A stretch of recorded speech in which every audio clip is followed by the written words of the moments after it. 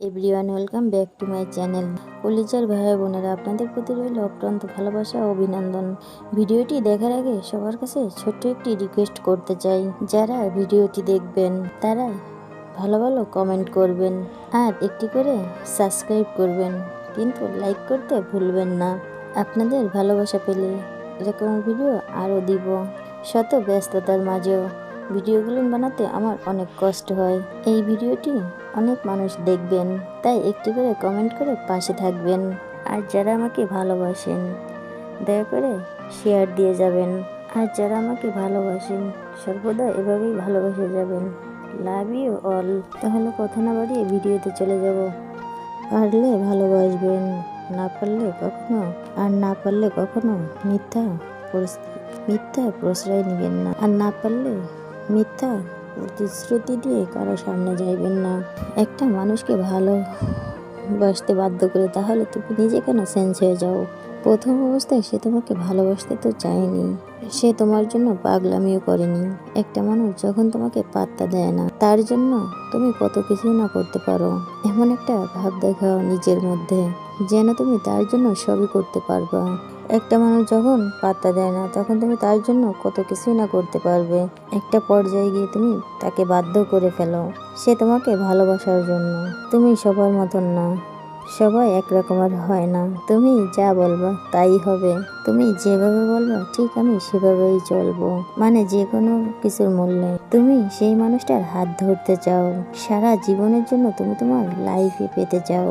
একটা সময় যখনই সে তোমাকে ভালোবাসবে, অন্ধের মতো বিশ্বাস করবে, সবাইকে ইগনোর করে তোমার কাছে পড়ে থাকবে, তোমাকে ছাড়া অন্য কিছু ভাবতেও পারবে না। এমনকি তোমার জন্য নিজের পরিবারের বিরুদ্ধেও যেতে রাজি। ঠিক সেই সময় তখন তুমি নিজেই বদলে যাবে। তখন নিজের ইচ্ছা মতন কথা বলেন, তাকে অবহেলা করেন, মানুষটাকে আগের মতো সময় দিতে চান না। এমনকি আপনার কথায় সেই মানুষটা কষ্ট পেল কিনা তা হয়তো একবারও আপনি ভাবেন না। তাহলে কি প্রাপ্তিতেই কি সমাপ্তি? পেয়ে গেলে মানুষ কদর করতে ভুলে যায়। মানুষটা যখন তোমাকে মিস করে, তোমার সঙ্গে কথা বলতে চায়, তখন তুমি ছলে বলে কৌশলে বুঝিয়ে দাও তুমি তার সঙ্গে কথা না বলে বেশ ভালোই আছো, তাকে ছাড়া তুমি ভালো থাকতে পারো। তখন কোথায় যায় তোমার সেই আগের দিনের পাগলামিগুলো? কোথায় যায় আগের দিনে কথা দেওয়াগুলো? তোমার অবহেলা সহ্য করতে করতে যখন নিজের জীবনটাকে অন্য কিছু দিয়ে গুটিয়ে নেয়, নিজে ভালো থাকার জন্য যখন আরেকজন মানুষকে গুছিয়ে নেয়, তখন সেই মানুষটা তোমার কাছে কি প্রতারক হয়ে যায়? হয়তো খারাপ হয়ে যায়, নষ্ট হয়ে যায়। এমনকি পৃথিবীর সমস্ত মানুষ তোমার কাছে খারাপ হতে শুরু করে। এমনভাবে তুমি ভাবতে শুরু করো, বাহ কি সুন্দর নিয়ম তোমাদের, তাই না? আরে তুমি তো তাকে কখনো বোঝারই চেষ্টা করনি, তুমি তো তাকে সময় দাওনি। সে মানুষটা হয়তো তোমার সঙ্গে কথা বলতে চায়, একটু ঘুরতে চায়, সময় পার করতে চায়। সে মানুষটা হয়তো একটু মানসিক শান্তি পেতে চায়, একটু ভালো থাকতে চায়, কিন্তু তুমি তাকে বঞ্চিত করে দূরে ঠেলে দিলে, দূরে সরিয়েও রাখো।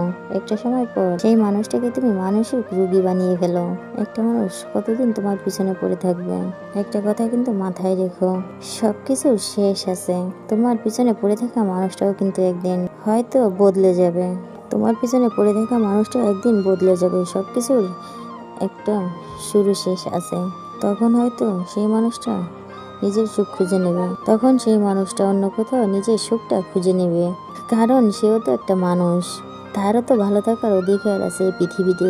একটা মানুষকে ভালোবাসার প্রতিশ্রুতি দিয়ে তাকে তুমি সময় দিবা না, সম্মান দিবা না, তার সঙ্গে কথা বলবা না, তাকে গুরুত্ব দিবা না। সেই মানুষটা যখনই তোমার থেকে একটু অ্যাভয়েড করবে, সেই মানুষটা যখনই তোমার থেকে চলে যাবে বা অন্য কোথাও যাবে, এমন একটা কাজ করবে বা একটা সিদ্ধান্ত নিবে, তখন সে বেঈমান হয়ে যাবে।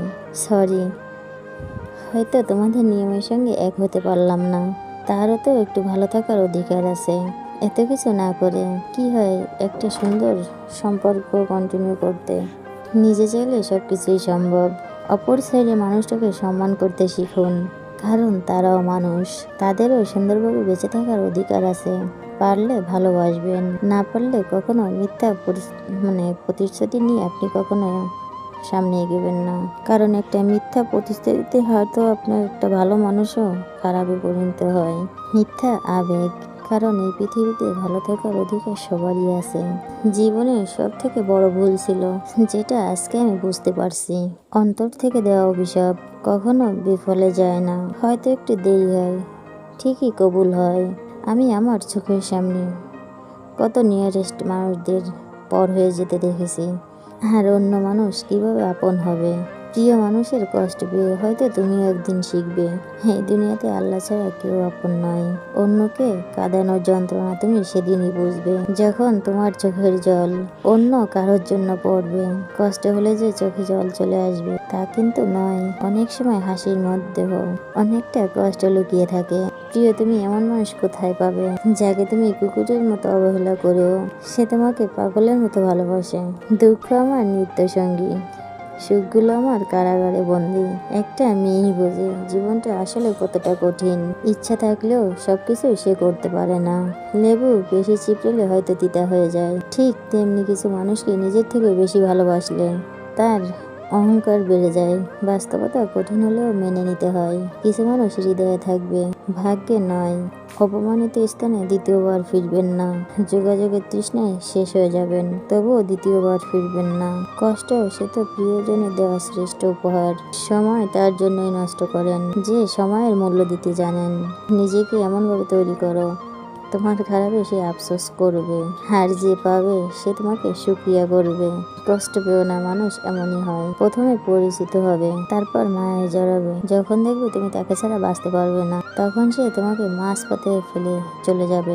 রাতে হঠাৎ করে ঘুম ভেঙে গেলে তোমার কথা মনে পড়ে, তখন তোমার ছবি দেখি আর পুরনো মেসেজগুলো দেখি আর তোমার দেওয়া কথাগুলো ভাবি আর নীরবে কাঁদি। কষ্ট এখানে, এত কিছুর পরও তোমাকে ধরে রাখতে পারিনি। অনেকটা বোকা ছিলাম আমি, কত বড় পাগল হয়েছিলাম। হয়তো একবারও বিশ্বাস হয়নি সে মানুষটা এভাবে কষ্ট দিবে। ইচ্ছে করে সবকিছু ফেলে এমন কোথাও চলে যায় যেখানে আমাকে কেউ চিনবে না।